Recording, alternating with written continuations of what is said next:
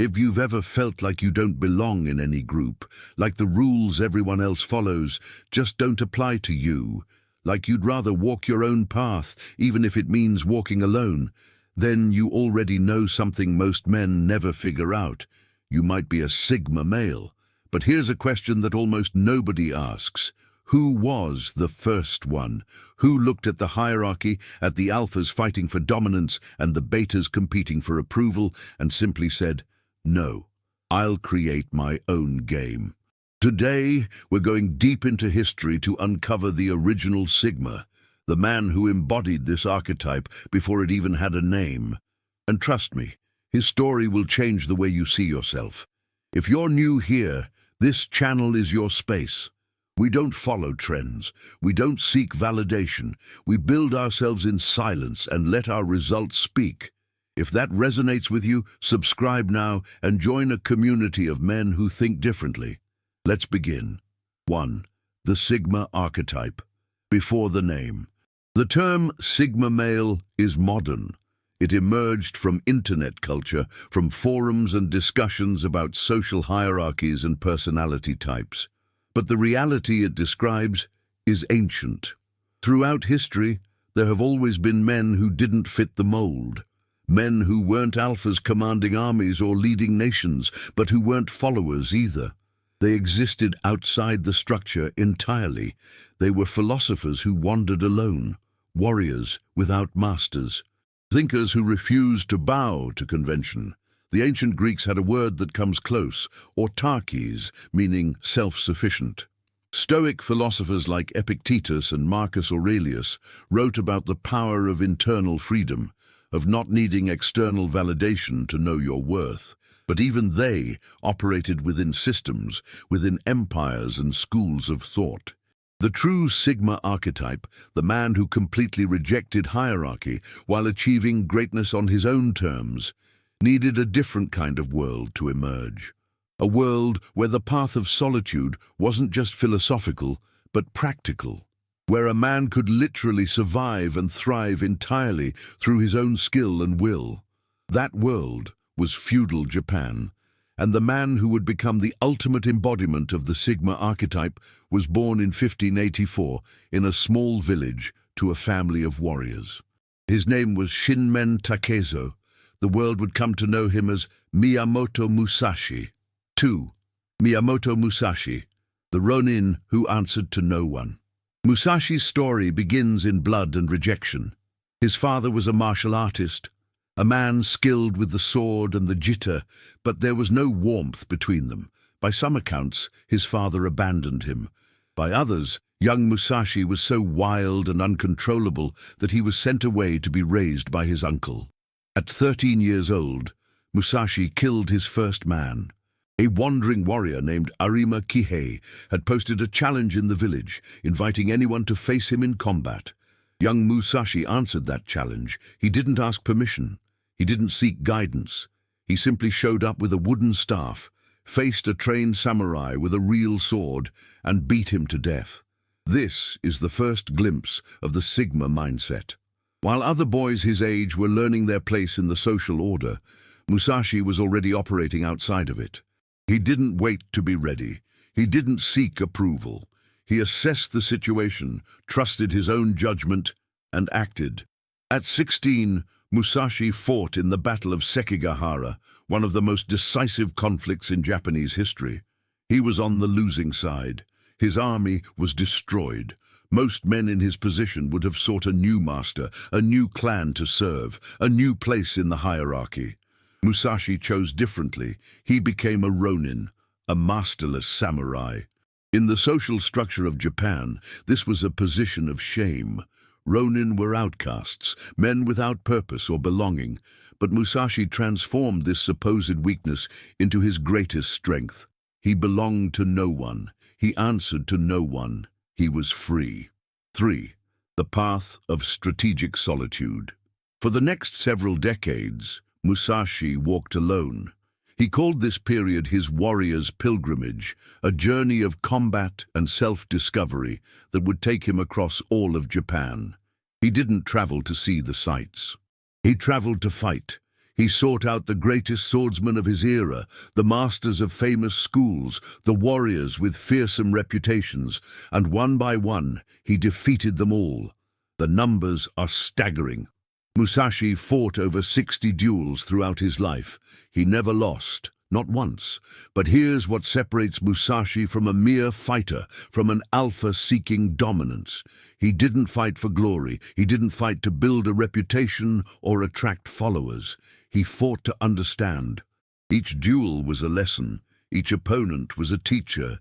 He was using combat as a path to self-mastery. During this pilgrimage, Musashi lived in conditions that would break most men.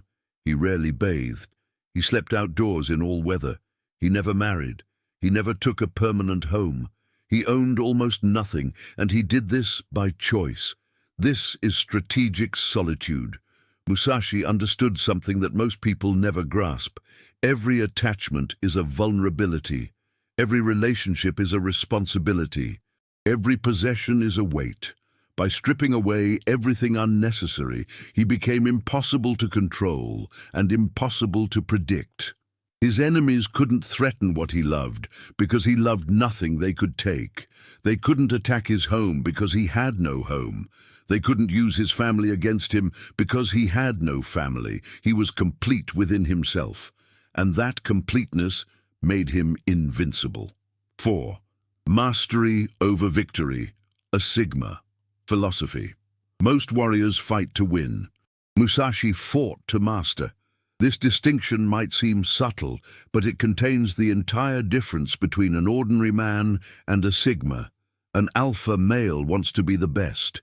He wants to stand at the top of the hierarchy, to be recognized as the dominant force, to have others look up at him with respect and fear. His success is measured by comparison to others. He needs opponents to defeat. He needs witnesses to his victories. He needs the validation of being seen as number one. Musashi operated on an entirely different level. He didn't compare himself to others. He compared himself to his own potential. Victory over an opponent was merely a side effect, almost an afterthought, of victory over himself. The opponent was never the true enemy. The true enemy was always his own limitations, his own blind spots, his own areas of weakness that had not yet been transformed into strength. This is why he sought out the greatest swordsmen of his era. Not to prove he was better than them, not to build a reputation, but because only the greatest opponents could reveal his remaining flaws. A weak opponent teaches you nothing. A strong opponent shows you exactly where you need to grow. Consider his approach to training. While other samurai drilled the same techniques their schools had taught for generations, Musashi experimented constantly. He developed his famous Nitan Ichi-Ryu style, fighting with two swords simultaneously when everyone else used one. This wasn't tradition. This wasn't what he was taught. This was innovation born from relentless self-examination. He didn't ask if it was proper. He didn't seek permission from established masters. He simply asked, what works? What gives me an advantage? What allows me to express my full potential? And then he built his own system based on those answers. Now consider his most famous duel, the battle against Sasaki Kojiro on Ganryu Island. This single fight has been studied for 4 centuries because it reveals everything about Musashi's philosophy. Kojiro was considered the greatest swordsman in Japan at that time. He had developed a technique called the Tsubame Gaishi, the swallow cut, named because it mimicked the motion of a swallow's tail in flight. It was said to be unblockable, a strike that reversed direction so quickly that opponents simply could not respond. Kojiro used an unusually long sword called a nodachi, giving him reach that shorter weapons could not match. He had never been defeated. The duel was organized as a major event. Officials from the ruling clan would witness it. The location was a small island, chosen so that neither fighter could escape, so that only death could end the contest. The time was set for the early morning. Everything was arranged according to proper protocol. Musashi broke every rule. First, he arrived late, not slightly late, hours late. The sun rose and Kojiro waited on the beach in his finest clothes, his sword polished, his mind ready for combat. Minutes passed, then an hour, then two. Officials began to wonder if Musashi had fled in fear. Kojiro's anticipation turned to frustration, then to anger. Musashi was not fleeing. He was rowing a small boat across the water, slowly, deliberately. During the journey, he took a spare oar and carved it into a rough wooden sword. He didn't rush, he didn't hurry. He let Kojiro's emotions build with every passing minute. When he finally arrived at the island, his appearance was shocking. His hair was unkempt, tied up with a towel. His clothes were rough and plain. He looked like a peasant, not a legendary warrior. He carried only his crude wooden oar sword. Kojiro was enraged. His concentration was shattered. His emotional state was chaos. He screamed insults at Musashi. He drew his sword and threw away the scabbard in a gesture of contempt, signaling that he would not need it because Musashi would be dead. Musashi smiled and said, "You've already lost. A man who throws away his scabbard has no intention of surviving." The fight lasted seconds. Kojiro attacked with his famous swallow cut. Musashi stepped forward, inside the arc of the longer sword, and struck once with his wooden blade. The oar sword crushed Kojiro's skull. The greatest swordsman in Japan fell dead on the sand. This was not just physical mastery. This was psychological mastery, strategic mastery, complete mastery. Musashi understood that the duel began long before the first sword was drawn. It began with the waiting, with the doubt planted in Kojiro's mind. It continued with the appearance, with the insult of showing up looking like a beggar.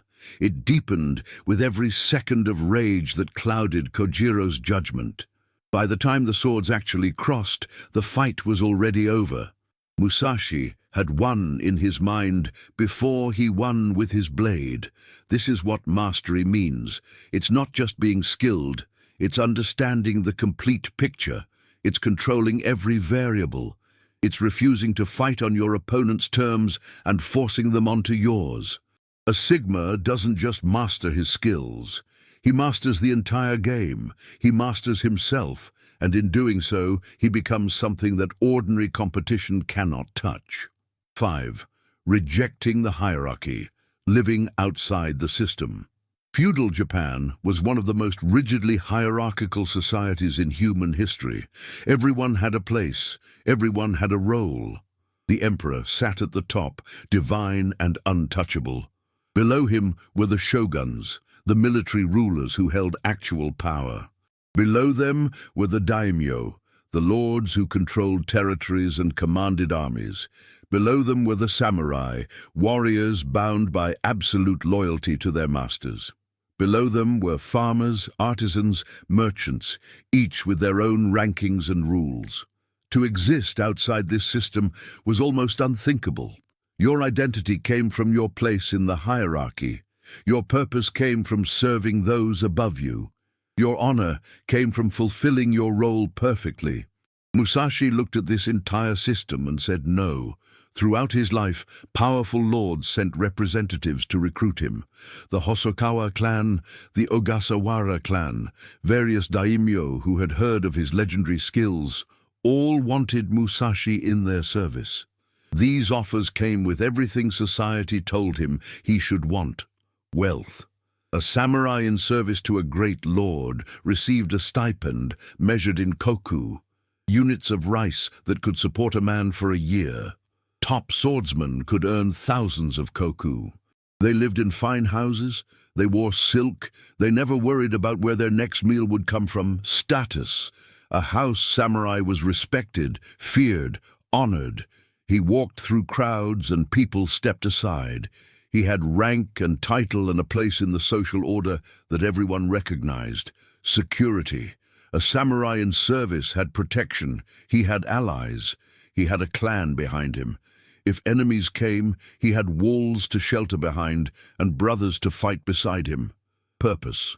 A samurai knew exactly what he was supposed to do: serve the Lord, protect the domain, follow the code. There was no ambiguity, no uncertainty, no existential questioning. Musashi refused it all. This is perhaps the most definitive proof of his Sigma nature. He didn't reject hierarchy because he couldn't succeed within it. He could have been one of the most celebrated samurai in Japan. Lords competed to have him in their service. His name alone would have brought prestige to any clan. He rejected it because he understood the cost. To serve a master meant to live by that master's rules. If your lord told you to kill an innocent man, you killed him. If your lord told you to die, you died. Your judgment was not your own. Your conscience was not your own. Your life was not your own. To hold a position meant to defend that position.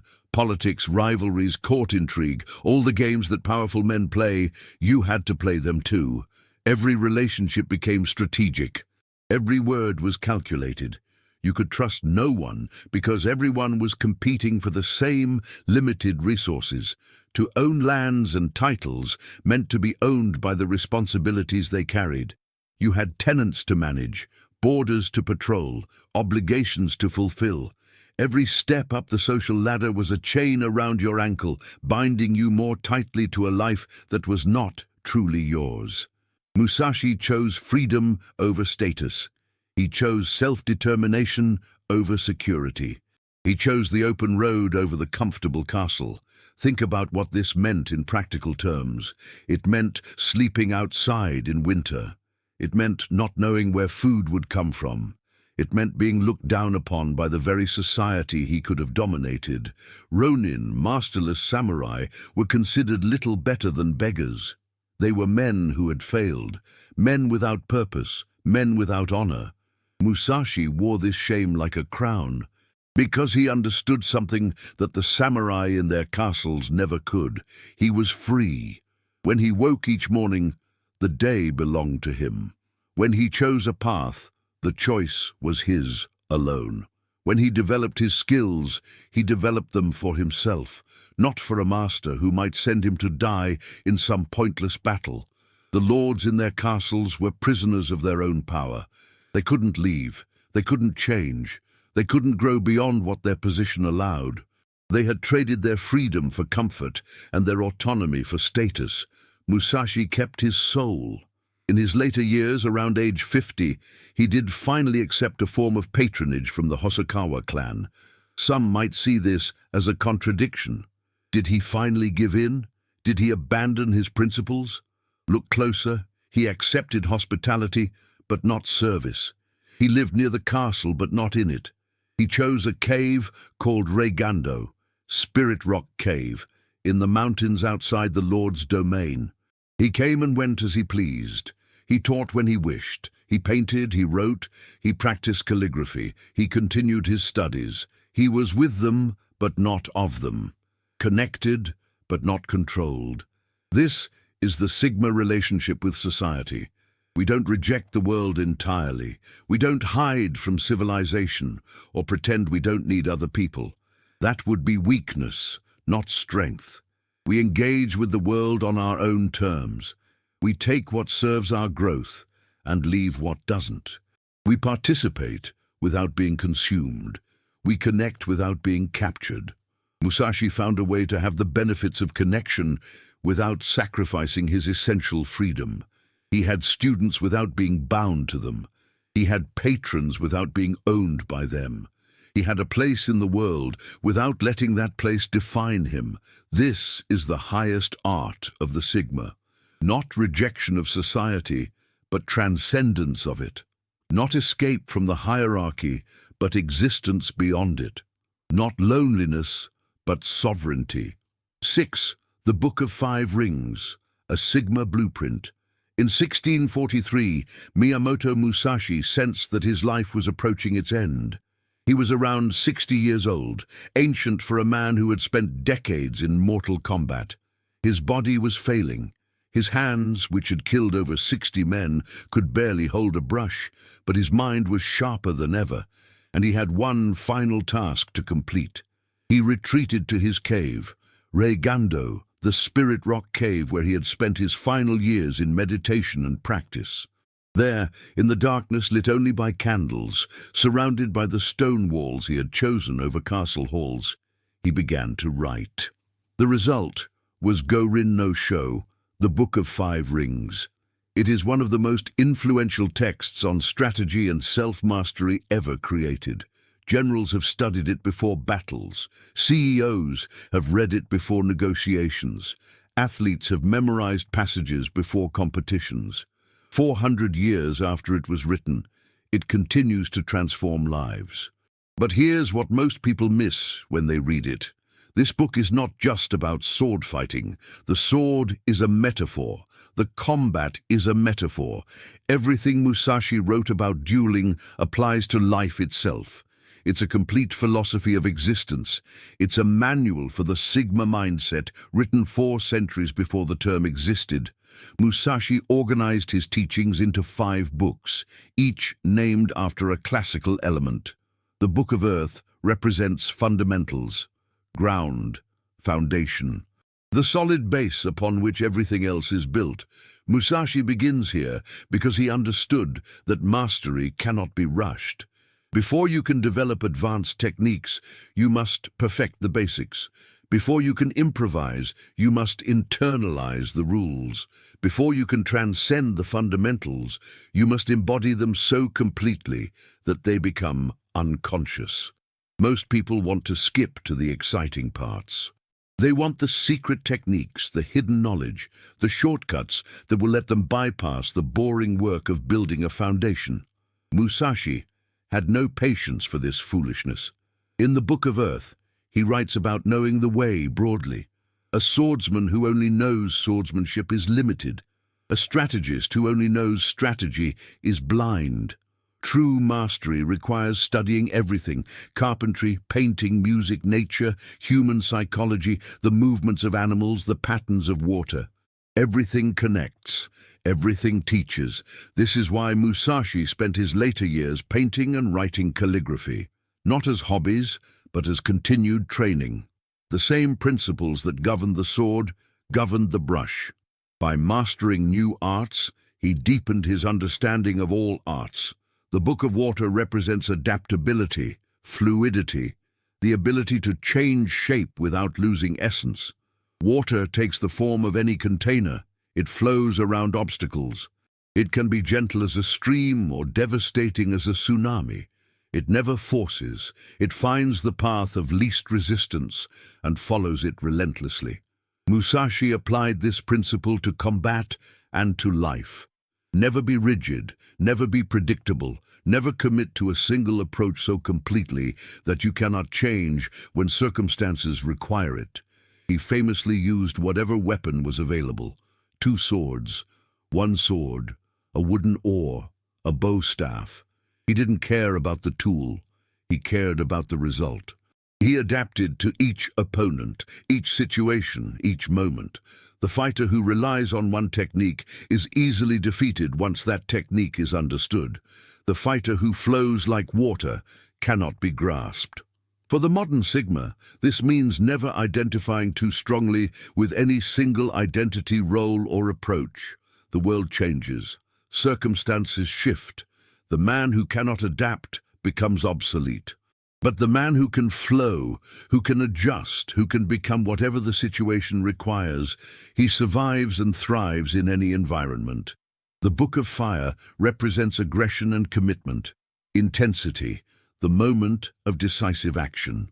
There comes a time when adaptation must give way to attack, when observation must become action, when patience must transform into overwhelming force. Musashi understood timing better than anyone. He knew when to wait and he knew when to strike. But when he struck with everything. No hesitation, no holding back, no second guessing. This is one of the hardest lessons for modern men. We are taught to be careful. We are taught to hedge our bets.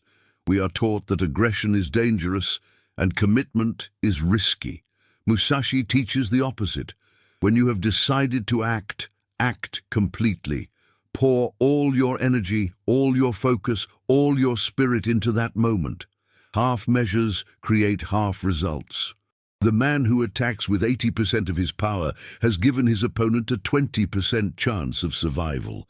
But this fire must be controlled. Aggression without wisdom is just violence. Commitment without strategy is just stubbornness.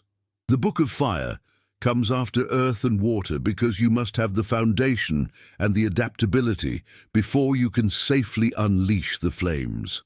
The Book of Wind represents understanding others, external awareness, the study of different approaches and schools of thought. Musashi was not arrogant enough to think he knew everything. Throughout his life, he studied other sword schools, other martial arts, other philosophies, not to adopt them, but to understand them, not to follow them, but to know their strengths and weaknesses. When you understand how others think, you can predict their actions. When you know their techniques, you can counter them.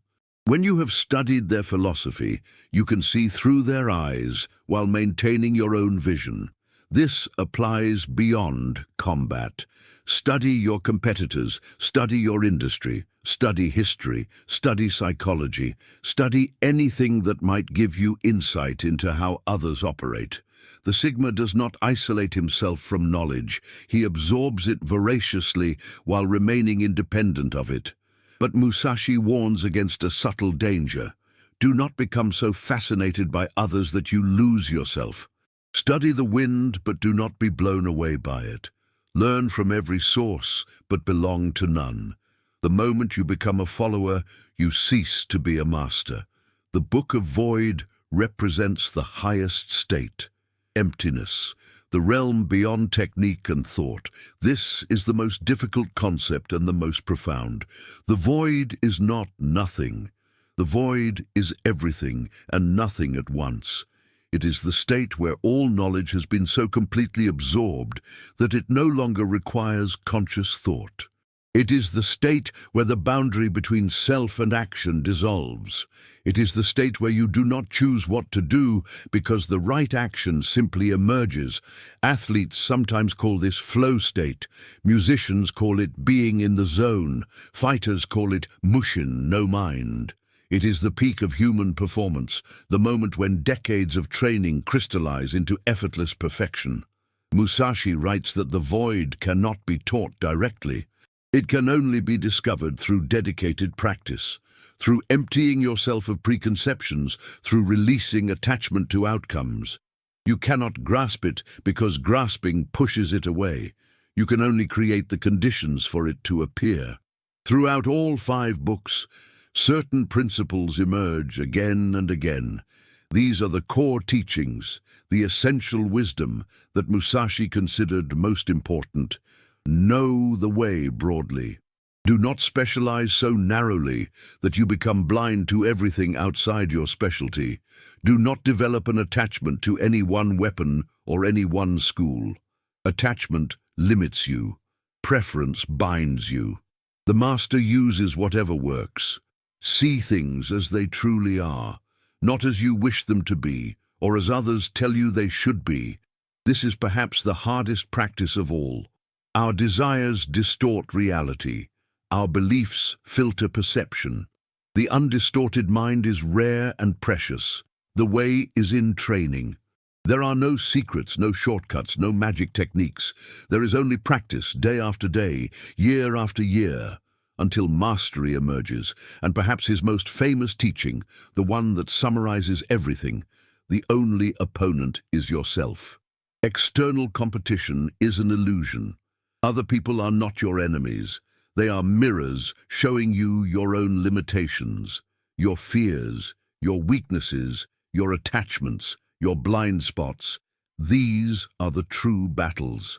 Conquer yourself, and the world cannot defeat you. This is pure Sigma philosophy, written in the 16th century by a man who lived it completely. 7. What Musashi teaches every modern Sigma. Miyamoto Musashi died in 1645. He was around 60 years old, ancient for a man who had spent his life in combat. He died peacefully, on his own terms, having achieved a level of mastery that has inspired millions. What can his life teach you? First, that solitude is not loneliness. Musashi spent most of his life alone, but he was never lonely. He was too focused, too engaged with his own development, too committed to his path to feel the absence of others as a lack. Loneliness is wanting connection and not having it. Solitude is choosing yourself, fully and completely. Second, that rejection of hierarchy is not failure to compete. It's refusal to accept someone else's game. Musashi could have been the greatest samurai in any lord's service. He chose to be something greater, a free man. You don't have to climb the corporate ladder to prove your worth. You don't have to win social status games to have value. You can build something entirely your own. Third, that mastery is a journey without end. Musashi didn't stop training after his 60th duel. He didn't declare victory and rest. In his final years, he was still learning, still practicing, still refining. A Sigma doesn't reach a destination and stop. He walks the path forever. Fourth, that your greatest battles are internal. Every external obstacle you face is a reflection of an internal limitation. Fear, doubt, attachment, ego. These are the true enemies. Defeat them and nothing in the world can touch you. Musashi lived 4 centuries ago in a culture vastly different from ours. He fought with swords in a world we can barely imagine, and yet his principles are timeless. His example speaks directly to every man who has ever felt that he was meant for a different kind of life. You don't need permission to walk your own path. You don't need approval to develop your own code. You don't need anyone to tell you that you're doing it right. Be like Musashi. Be complete within yourself. Be undefeated. Miyamoto Musashi didn't call himself a Sigma. The term wouldn't exist for centuries. But everything he did, every choice he made, every battle he fought, and every moment of solitude he embraced was the living definition of what it means to be one. He proved that you don't need a tribe to be powerful. You don't need followers to be a leader. You don't need anyone's permission to become legendary. And that's the message for you today. Your path is yours alone. Walk it with discipline. Walk it with purpose. Walk it without apology. If this video spoke to something deep inside you, if you felt that fire of recognition, then you belong here. Subscribe to Official Sigma Male, hit the notification bell, and become part of a brotherhood that doesn't need to gather to be strong. Until next time, stay silent, stay sharp, stay Sigma.